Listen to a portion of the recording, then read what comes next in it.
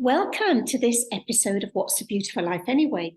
To live our best and most beautiful life, we all want to be happy and enjoy what we do.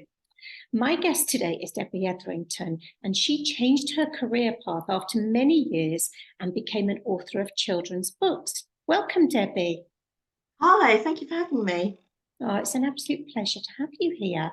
So, Debbie, tell us about your background. Okay, well, I started life working in the corporate world. So I was actually working within banking, but very, very quickly, at quite a young age, I progressed into the training side of the world. So I was working, really running sort of corporate management courses and communication courses as well. And I did that until I was sort of in my mid-30s, at which point I decided to go out and do my own thing. So I started my own business. I was running a training business and a coaching business as well. And I did that for quite some time until I reached a grand old age, which I won't say. And I kind of thought, right, this is it now. I've done my stint in the corporate world. I've done my stint, trying to make my mark in that way. I wanted something that was more creative and I wanted something more engaging. Over the years, I had been doing some writing, but it was very ad hoc and it was really just for my own pleasure more than anything I'd written. I'd had a couple of poems in obscure places published, and I did find when I'm writing, particularly when I write poetry, I write, and that sounds really strange, but I do write quite well when I'm depressed. And part of that is, I think, it kind of somehow gives me an outlet to get some of my feelings and thoughts down. Yeah. But, I do write not only when I'm depressed, but I sort of dabbled over the years. And then I got to this stage in life where I thought, right, okay, I want to do something more seriously with my writing. And I really, I guess, was inspired to write for children because I had a number of nieces, nephews, and grandchildren. And, when I say a number, a huge number of them. And over the years, they have always pestered me to tell them bedtime stories. So whenever they came to stay, I would do a bedtime story, and then it always had to be they were the central character. There always had to be some sort of adventure in it, et cetera, et cetera.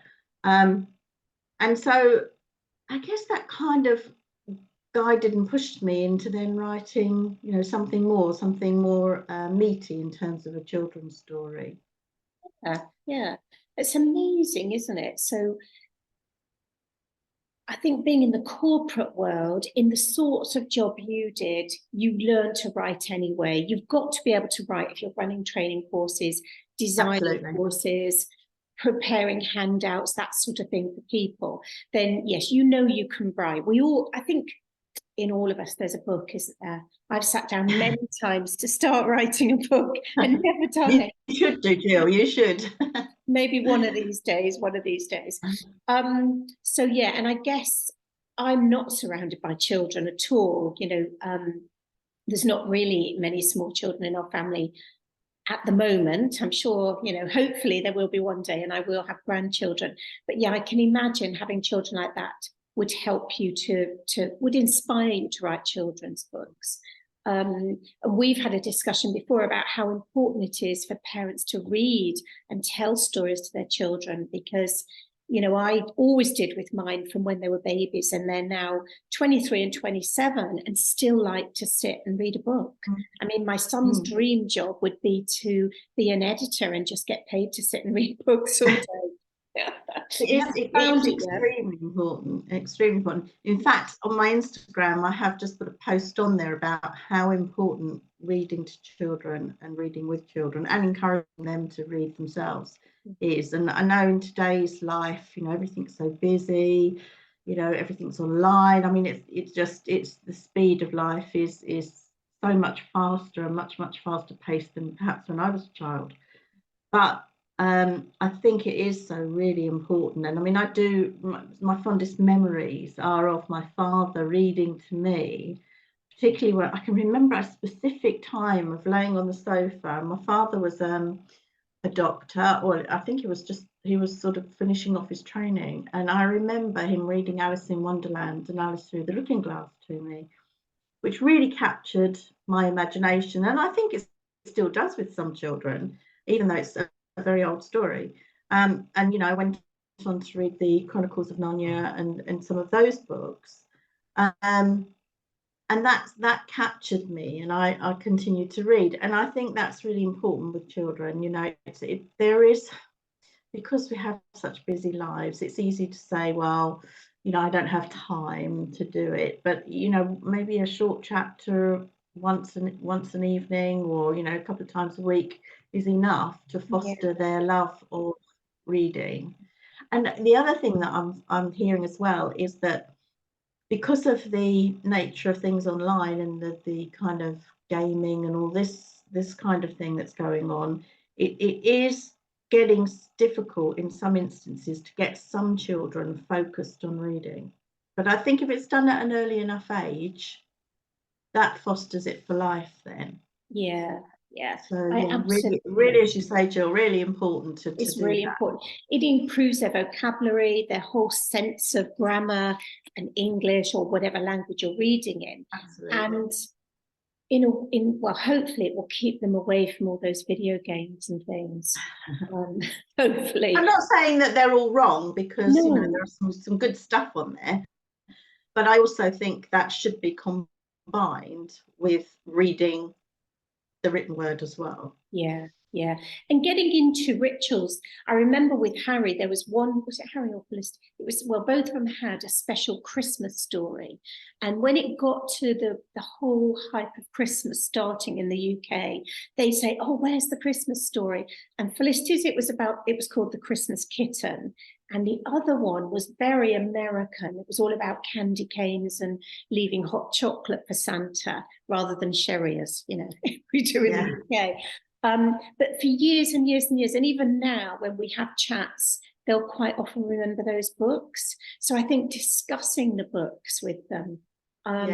Yes. So and that brings, again, they're having very happy memories of that time, and they will always remember those things. So I think discussing the stories with them, in a way, that's where their love of books comes from, because they know that they'll get lost in a story when they're reading. So it's quite nice to do that, isn't it? It's quite nice to do that. So you said that you found the writing really therapeutic. Can you tell us a little bit more about that? And I know this is a big thing for therapists and a way of helping people, but so that we can help others understand how that might help them. How did it help you? Yeah, I think, well, as I said, you know, over the years, I've kind of had bleak moments. I call it depression, but more kind of bleak blips, really. And in those times, I've put pen to paper, and I've just found that that's helped. But more recently, I guess, my husband unfortunately had a stroke. And at that time, he was really unable to speak or do anything.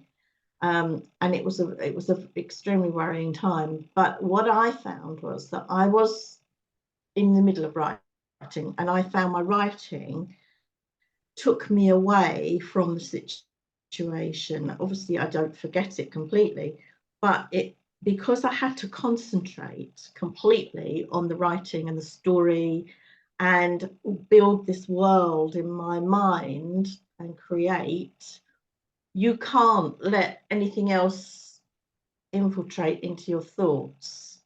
So in a way, it was a therapy that gave me time, you know, because everything was so focused on him and getting him well.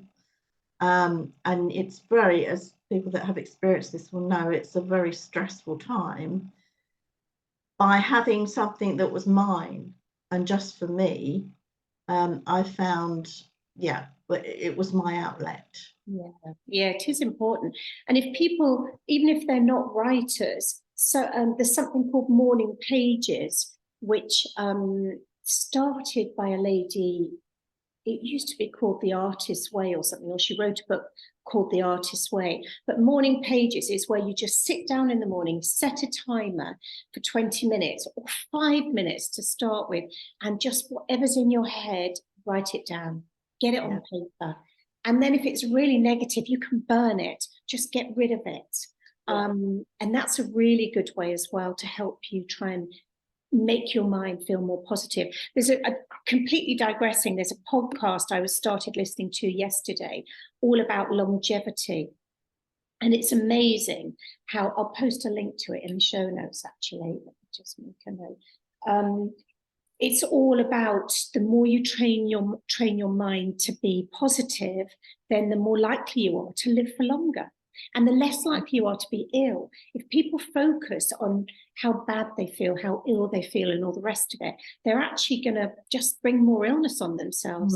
Whereas if they can forget about it and think about being well and happy and everything else, then they're more likely to be well and to live longer. So just a slight digression there. No, I absolutely agree with that. I think you can get into this kind of negative cycle,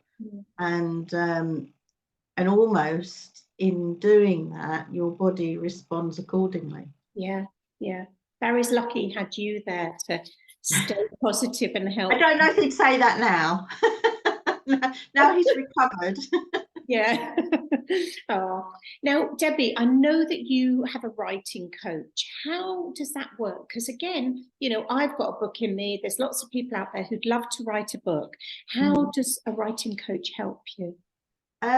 Well, it's a story and a half, but I happened to be talking to a friend of mine, and I explained I was writing a book, and she said, my sister does some writing, and she runs a writing coaching kind of thing.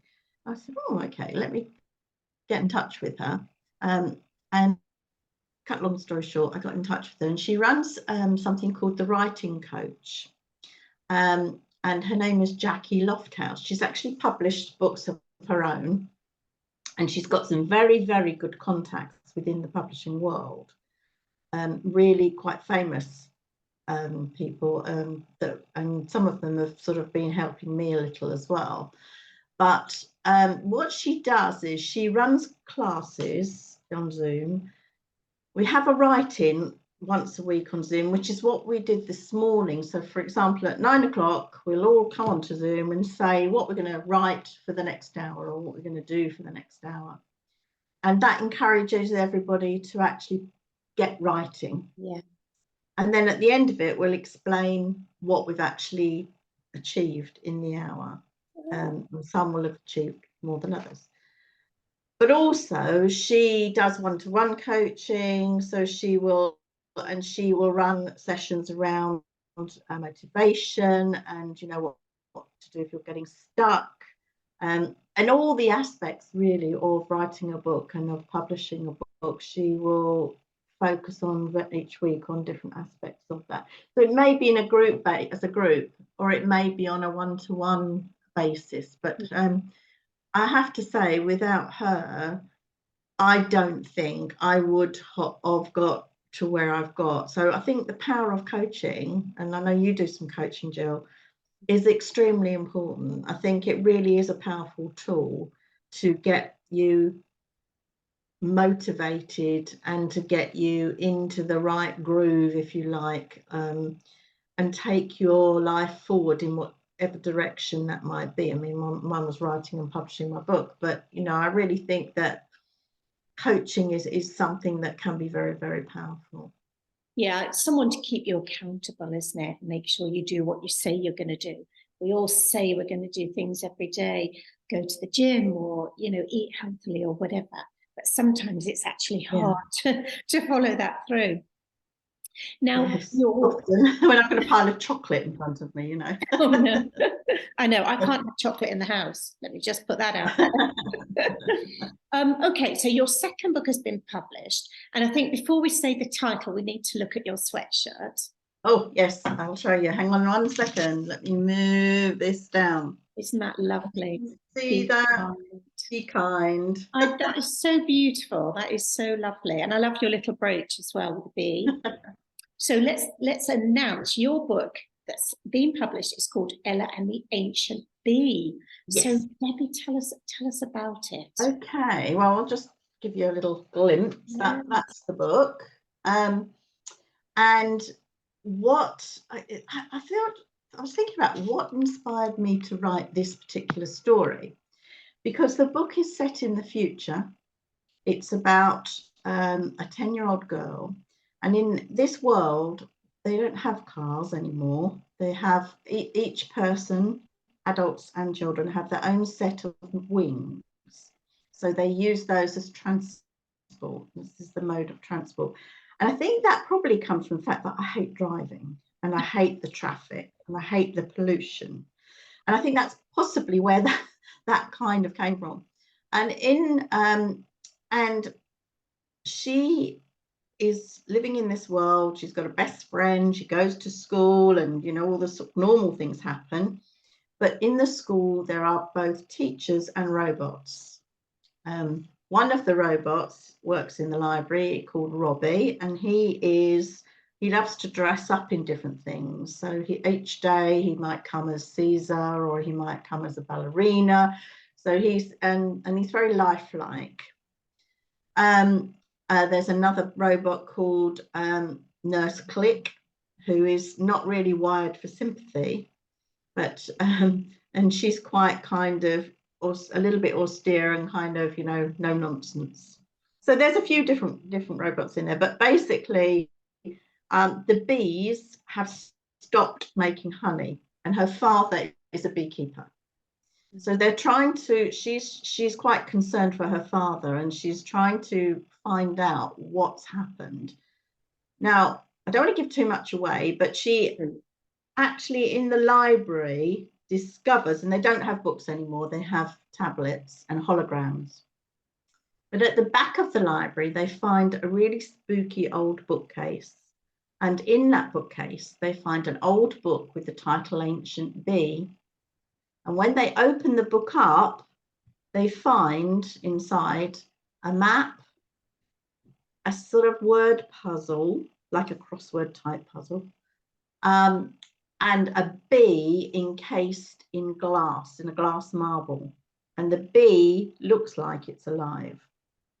And they find when they solve the clues, that helps them to find the resolution to the bees dying.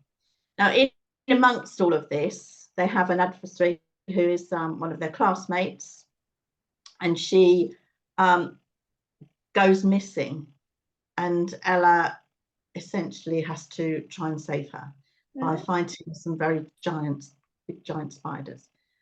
So it's kind of got a couple of strands woven into the story. So it's an adventure, a fantasy, aimed at sort of 7 to 10-year-olds, although somebody said their 11-year-old enjoyed it, someone else said their 6-year-old enjoyed it. So, it depends on their level of reading, because these days, of course, their levels are very different, and some are more advanced than others.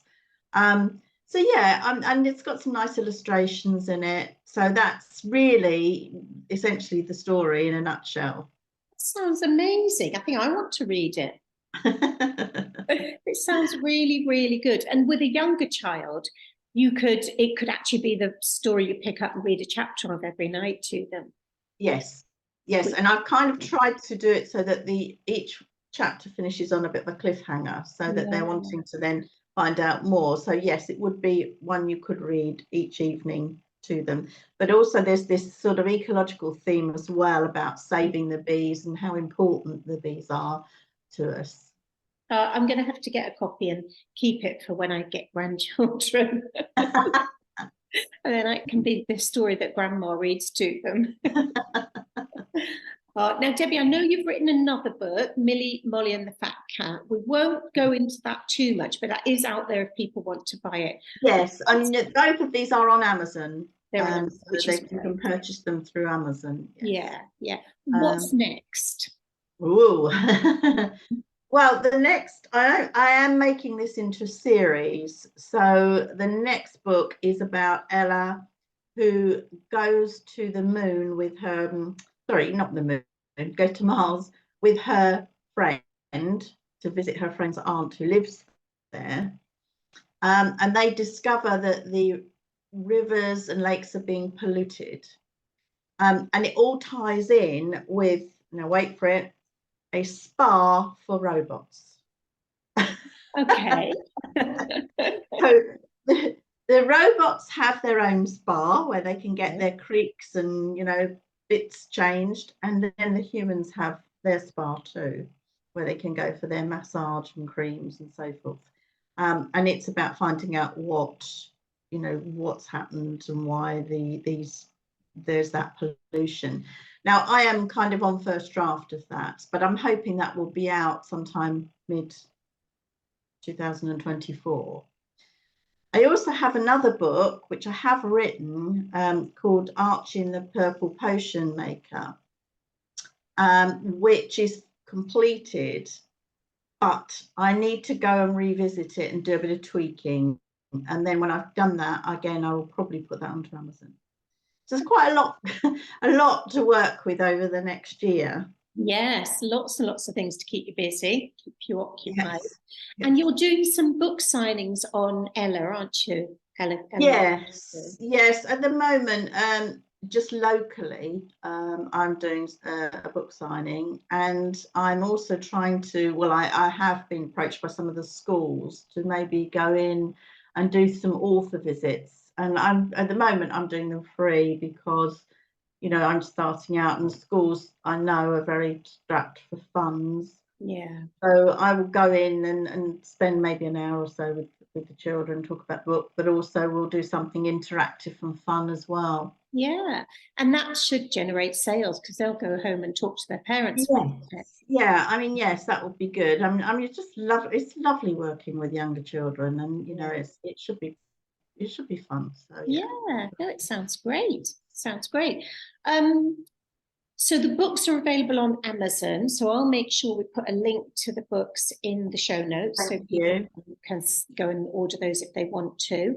We know what you're doing next. Any thoughts about writing for adults? Well, now interestingly, I have again dabbled with this in the past, but never really completed very much. I did write a short story, which again I've not done anything with. I think mainly because I've never until now felt really, you know, this imposter syndrome that people talk about, you know, where you, am I really an author kind of thing. And I think I'm only just starting now to believe in myself in that respect. And so I might do a little bit more of that, but at the moment I'm focusing on the children's writing. It's something I really enjoy. I mean, you can have a very wild imagination with children, which is great. Adults, yes, I've got things in mind, but nothing concrete at the moment. Okay. Well, Debbie, we look forward to hearing you talk to us again when your next book is ready. So sometime next year, maybe mid-2024, we'll find out about Ella's next adventure. But in the meantime, everybody out there, I'm going to put the links up to those books in the show notes so that you can get your copy. And if you've got, you know, children any age really between 5 and 15, or you've got grandchildren or nieces and nephews, this could be a brilliant Christmas present for people. So look out for the link and get those. And Debbie, thank you so much for talking to us today. Thank you, and thank you everyone, you know, for listening. It's been a very exciting journey for me, as I'm sure people can imagine, going from nothing to actually having a book out there. So yeah, really exciting. And I just, you know, I'm just so thankful to everybody. It's everybody that's helped me, everybody that's bought the book, to you, Jill. You know, it's been a really exciting time for me. Lovely Christmas present for me too. Yes, yeah, and it is an exciting time, and you should be extremely proud of yourself because, you know, so many of us think we can write a book and we never do it, and you've actually done it, and that's, you know, it should be incredibly satisfying for you, and You should be very proud of yourself. Thank you. So I shall get my copy. It'll be sent to my UK address, but I shall look forward to getting that when I go home, and I will read it and post a review up. So thank you, Debbie. Thanks so much for joining us today. Thanks, Jill. Thank you.